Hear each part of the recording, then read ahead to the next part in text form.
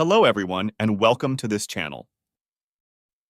In this video, I'm going to show you how you can stretch your videos or photos using the uniform scale feature in the CapCut PC app.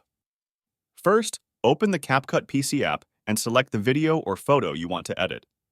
To stretch the video, look for the options on the right side and select Basic.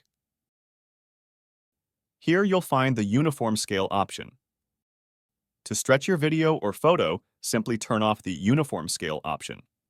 This allows you to adjust the width and height independently. For example, you can change the width and height as you like. You can also add keyframes to the uniform scale to create dynamic changes over time. That's it.